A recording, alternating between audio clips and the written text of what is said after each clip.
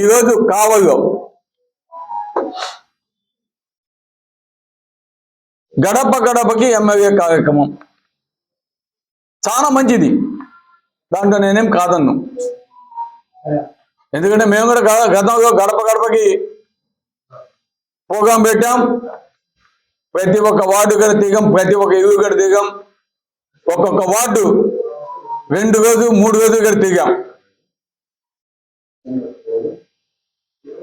వాళ్ళ సమస్యలన్నీ కూడా చెప్పారు.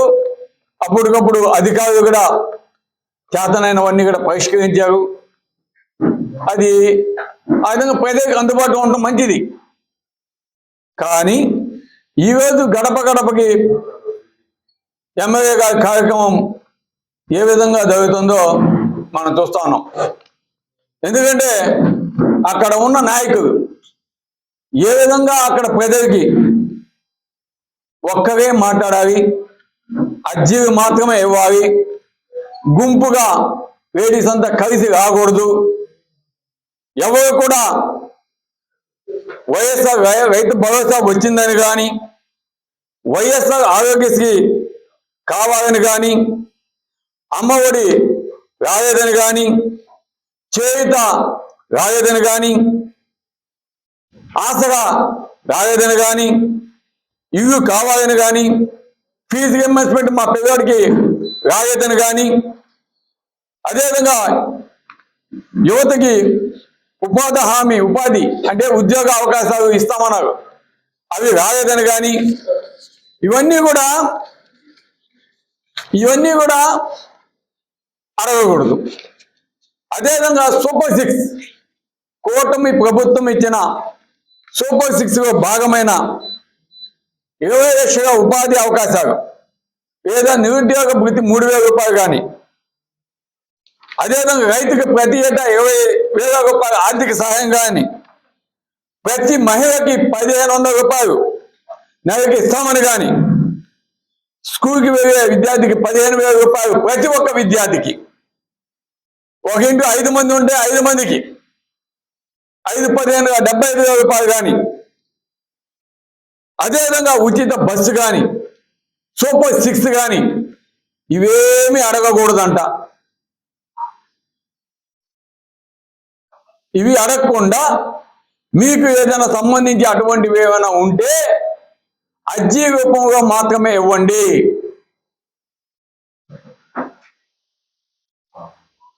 ఎందుకంటే ఇవి అడిగితే ఆన్సర్ ఉండదు కాబట్టి, గ్రూపుగా మహిళలు వచ్చి అడిగేదానికి కూడా లేదంట. ఇటువంటి గడప గడపకి కార్యక్రమం పెట్టి ఈరోజు వాళ్ళు సాధించేది ఏమిటని కూడా నేను అడుగుతా ఉన్నాను.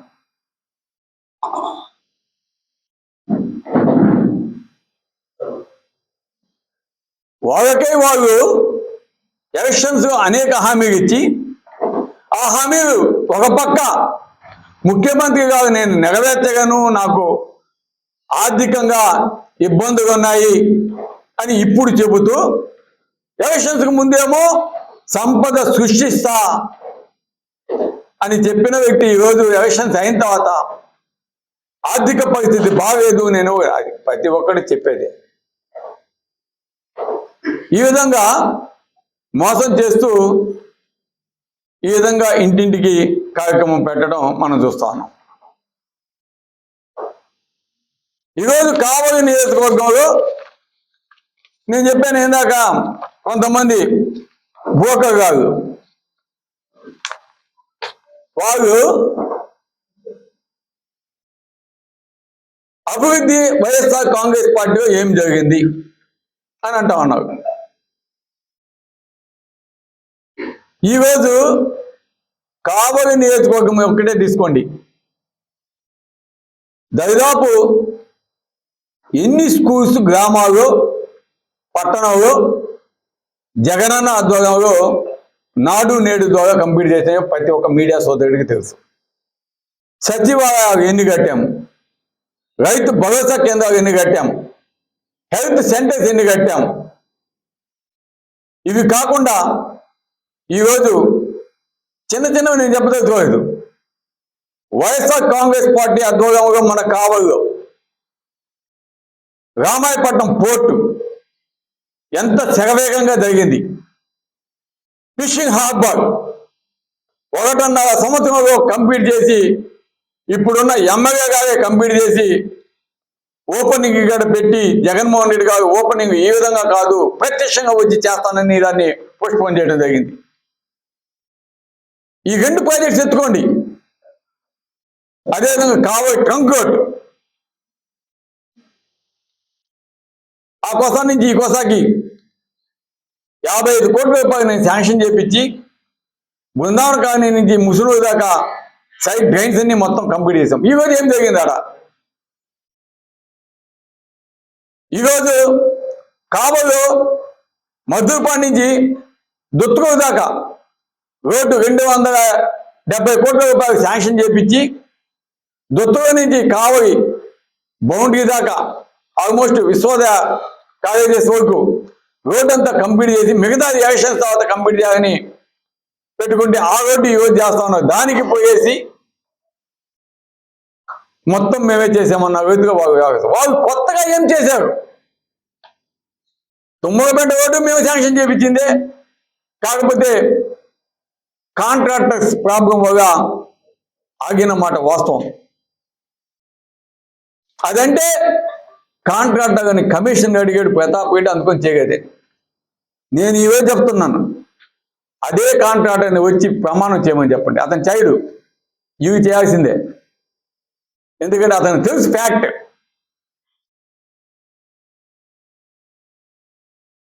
ఆ కాంట్రాక్టర్ చేయడు, ఎందుకంటే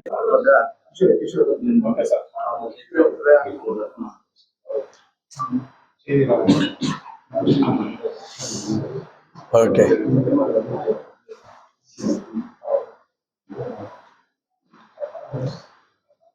అందరికీ నమస్కారం. ఈరోజు ముఖ్యంగా రాష్ట్రంలో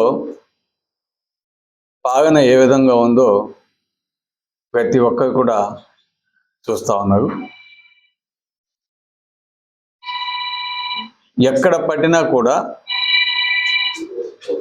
వైఎస్ఆర్ కాంగ్రెస్ పార్టీ నాయకుల మీద, కార్యకర్తల మీద కావాలని వారిని ఇబ్బంది పెట్టే విధంగా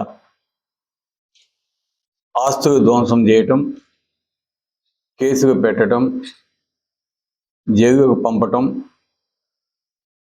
ఈ విధంగా చేస్తూ ఉన్నది మనం చూస్తాం. గతంలో మన కావలిలో ఎక్కడెక్కడ అటువంటి పరిస్థితులు లేవు. కానీ ఈరోజు మన కావలిలో కూడా ఇటువంటి పరిస్థితులు మనం చూస్తా ఉన్నాం.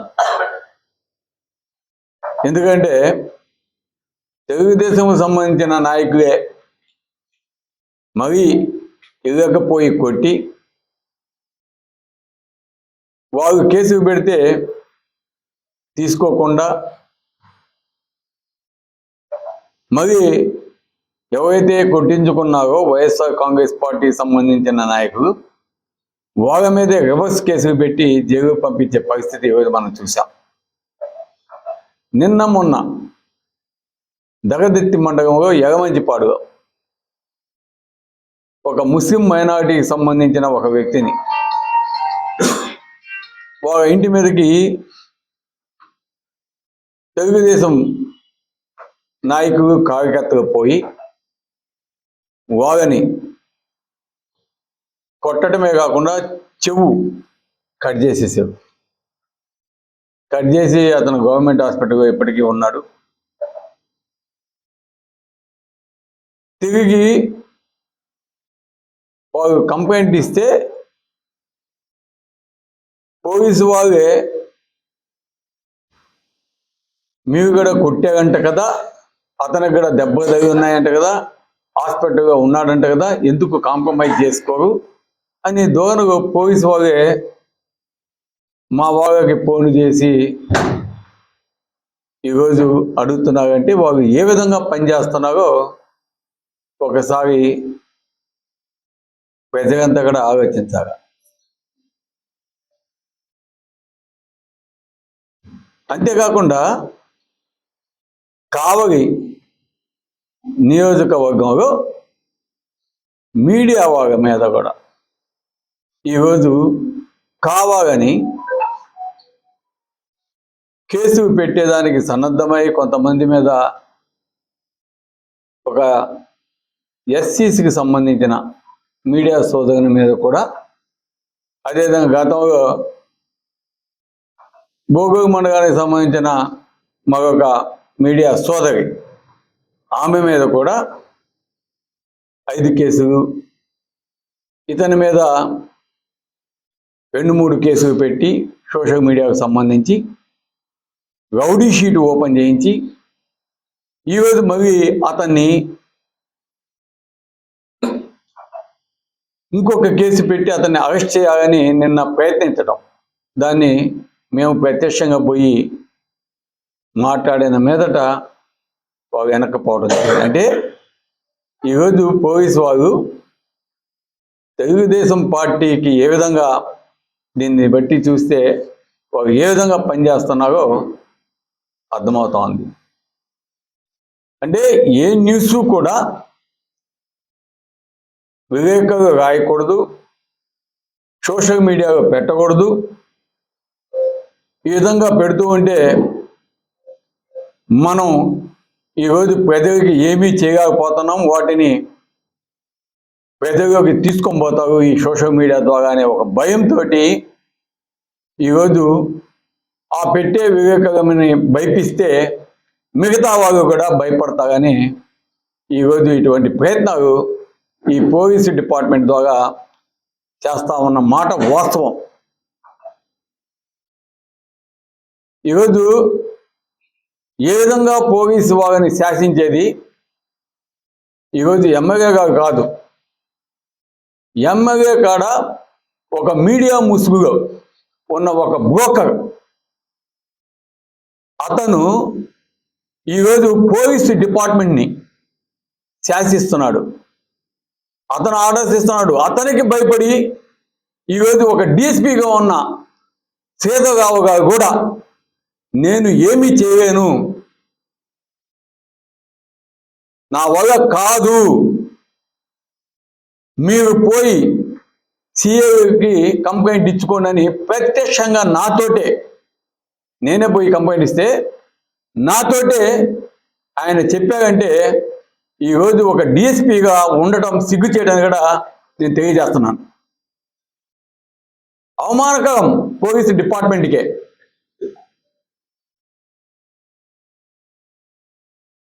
చర్యలు తీసుకోవాల్సిన డిఎస్పీ ఒక మీడియా బ్రోకర్కి భయపడి ఈ విధంగా చేయటం నేనైతే ఎక్కడ చూడగా, ఇన్ని సంవత్సరాల నుంచి నేను రాజకీయంగా ఉన్నా కూడా నేను ఇప్పుడు చూడగా. అది అడిగితే ఈరోజు కేసులు పెడతారు, ఇబ్బంది పెడతారు. ఈరోజు చూస్తే అర్థమవుతోంది. ఎందుకంటే స్వయంగా నేనే పోయా విద్యుత్ కాడకి, నేనే వీడియో తీసా. 4-5 జేసీబీలు, 200s, 20-30 టిప్పర్స్ ఆడ డిఫరెంట్ ప్లేసెస్ మాఫియా జరుగుతుంది. విద్యుత్ కోటలు అడిగితే ఆ గ్రామస్తుని ఎవడైనా మాట్లాడితే అంతే మీ సంగతి అని భయపీయడం. ఆఖరికి ఒక వివేకాన్ని ఎత్తుకొచ్చి ఇంట్లో కట్టేసి కొట్టాడంట విద్యుత్ కోట ఉండే వివేకాన్ని. ఈ విధంగా చేస్తూ ఉంటే ముఖ్యంగా నేను నెల్లూరు జిల్లా కలెక్టర్ గారికి కూడా చెప్తా ఉన్నాను, దీని మీద దృష్టి పెట్టండి. ఈ గ్రావల్ మాఫియా, మెటల్ మాఫియా, సముద్రపు ఇసుక mafia, ration mafia, belt shop mafia, ఇవన్నీ కూడా విచ్చలవిడిగా జరుగుతాయి. అందుకే ఈ మధ్య సర్వే కూడా చూసాం.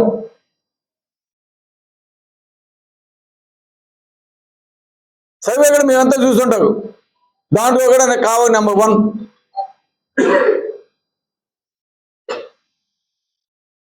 మీకు ప్రజలు మీకు అవకాశం ఇచ్చింది మంచి పాలన అందించమని, రౌడీజం చేయమని కాదు, మంచి పేరు తెచ్చుకోమని.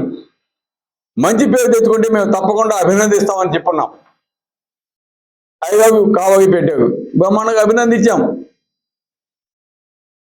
ఏదైనా మంచి పని చేస్తే అది అభినందిస్తాం. మీరు ఇటువంటి అరాచకాలు, అక్రమాలు, అవినీతి ఇవన్నీ చేస్తే తప్పకుండా ప్రశ్నిస్తాం. మీరు కేసు పెట్టినా, మీరు ఇంకేదైనా అరాచకాలు సృష్టించినా వాటిని ఎదుర్కొంటాం. న్యాయం జరిగేదాకా ప్రజల పక్షాన ఉండి పోరాడతాం. ఇప్పుడిప్పుడే జనాలకి కూడా తెలుస్తూ ఉంది ఏం తప్పు చేశాముగా మనం.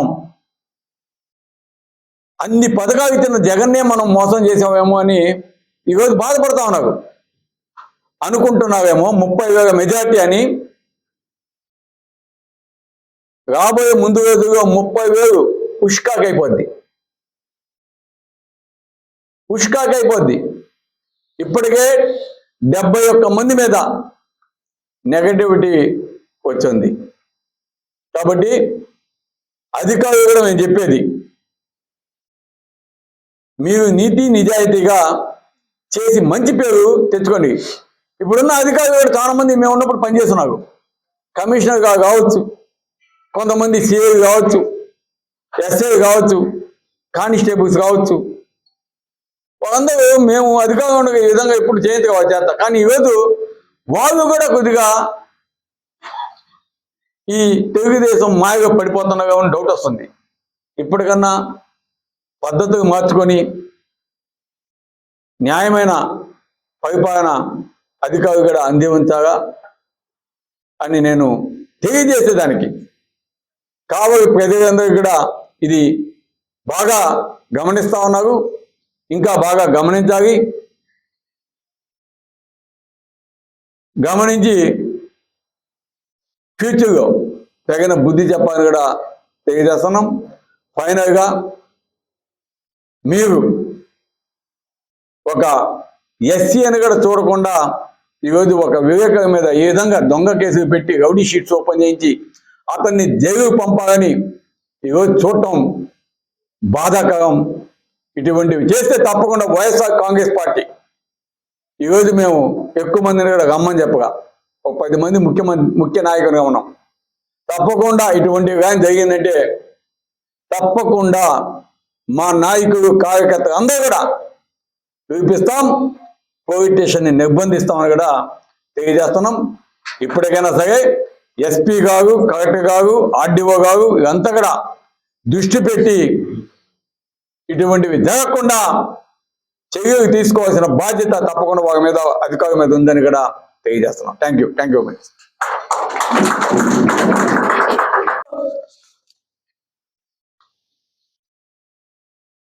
ఇప్పటిదాకా తెలుగుదేశం ప్రభుత్వం అధికారంలో వచ్చినాక మాట్లాడుతూ ఉన్నారు, ఆ అవినీతి జరిగింది, ఈ అవినీతి జరిగింది. ఎస్, మాట్లాడచ్చు. ఈరోజు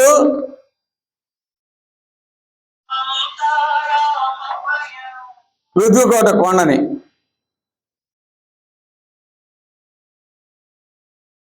ఇక మేము డిసైడ్ చేసుకున్నాం స్పాట్కి వెళ్ళిపోదామని. అవినీతి ఎక్కడ జరుగుతుంటే అక్కడికే పోదామని. ఎక్కడెక్కడ గ్రావాలు ఎత్తుతున్నారో, ఎక్కడెక్కడ ఏమేం చేస్తున్నారో అవన్నీ కూడా ప్రత్యక్షంగానే పోతాం మేము. మీరు భయపెట్టినా, కేసులు పెట్టినా, నా మీద అక్రమ కేసులు పెట్టి జైలు పంపించినా ఐ డోంట్ కేర్. పోతాం, స్పాట్స్ పోతాం. ఒక కేసు పెట్టి ఆ జైలు పంపిస్తే ఎన్ని రోజులు ఉంటాం? 20 days ఉంటాం, 25 days ఉంటాం, తర్వాత వస్తాం, పోరాడతాం. మీరు చేసే అవినీతి, అక్రమాలన్నీ కూడా బయట తీస్తాం. ఏ విధంగా ఇసుక సముద్రం ఒడ్డున ఎత్తుతున్నారో ఈ మధ్య ఈనాడు వేరే వచ్చింది. ఇది కూడా ఈనాడే. ఇది కూడా ఈనాడే.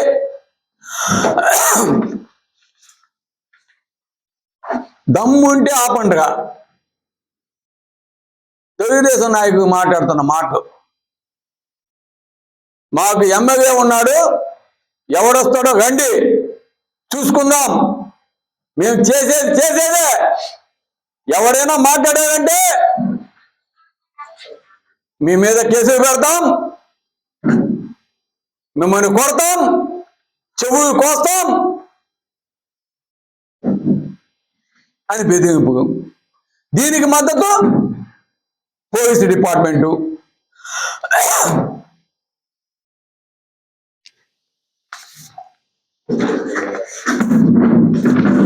అది వచ్చిందంటే హాంపట్ అంట,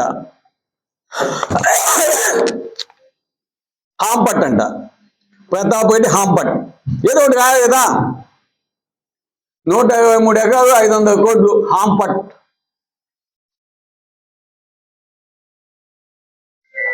అయ్యా ఎమ్మెల్యే గారు, నా రోజు షోప్ చేశావు, 123 ఎకరాలు తీయండి బాబు అని నేను కమిషనర్ కాడకు పోయాను, ఆర్డీఓ కాడకు పోయాను.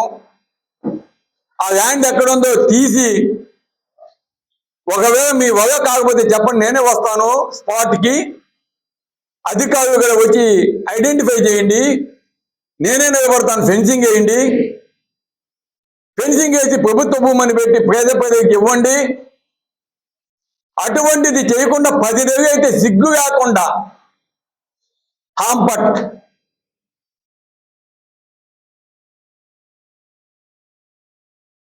అంటే ఒక ఆయన వస్తాడు, ఎక్కడ అక్రమ యోగం చేసేదానికి లేదు,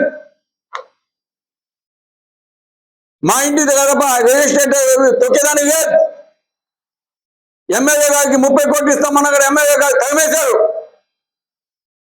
చెప్పేదానికి నీతులు చాలా బాగుంటాయి. లోపల జరిగే విషయాలు,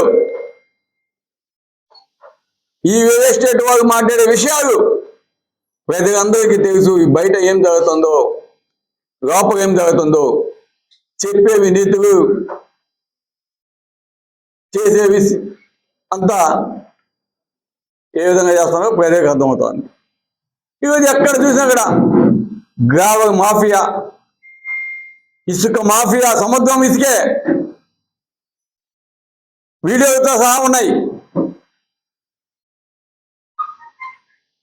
ఫోన్ వచ్చిందా?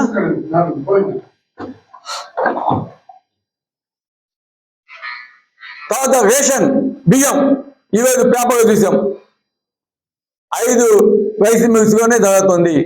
మొత్తం దానికి సంబంధించిన రిపోర్ట్ అంతా కూడా విజిలెన్స్ పోతే వారిని భయపెట్టి వారిని వెనక పంపిస్తారు.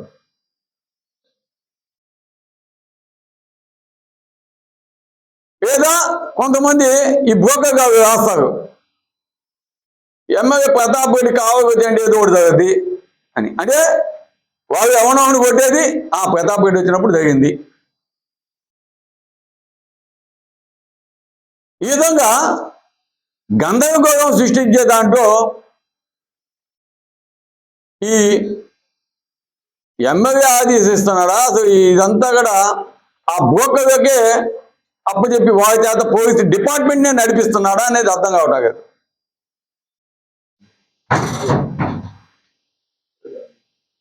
ఎంత ఘోరంగా, ఎంత ఇదిగా ఈరోజు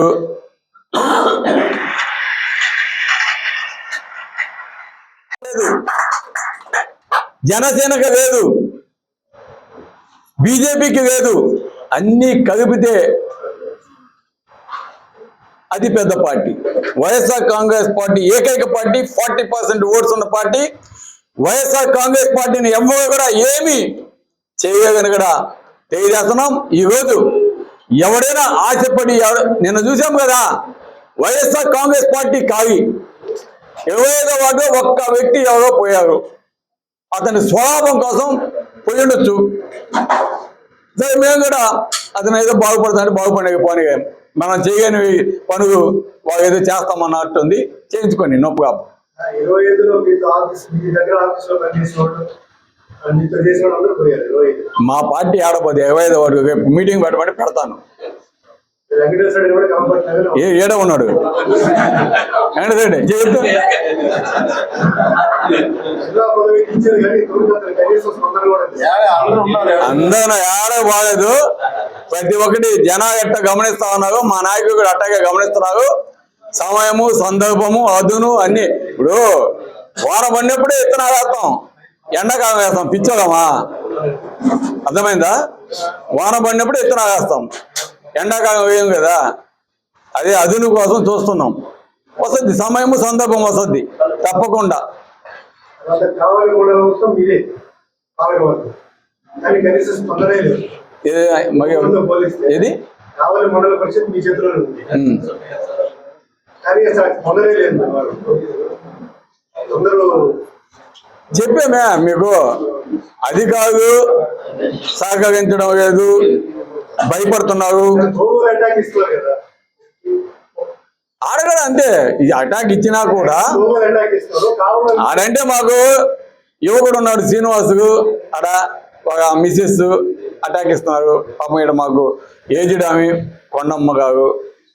సో ఆమె పాపం ఎక్కువ మాట్లాడేది కాబట్టి కొద్దిగా తగ్గింది. చూద్దాం ఏమవుతుంది, ఏం కాదు.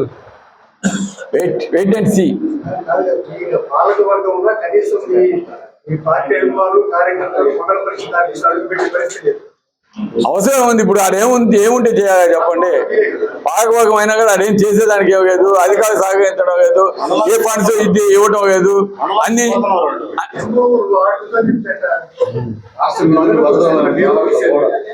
చదివే చదువుతా ఉంది.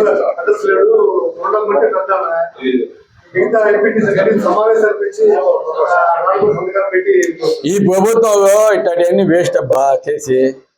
అర్థమైందా? ఈ ప్రభుత్వంలో ఈ కావలి నియోజకవర్గం ఎత్తుకుంటే సర్పంచ్ అంతా మావోగే, ఎంపీటీసీ అంతా మావోగే. అర్థమైందా? గతంలో కూడా జెడ్పీ చైర్మన్ ఎన్నికలు మీరు చూశారు. 46కి ఆల్మోస్ట్ 30 చివరిగా మావి. తెలుగుదేశం ఒక 7-8 ఉండేవి. అటువంటి దాన్ని కూడా తెలుగుదేశం పోలీసుని పెట్టి మా జెడ్పీటీసీని తుమ్మపడిన జెడ్పీటీసీని అవి ఎత్తుకొని పోతుంటే ఏం చేసాం చెప్పు?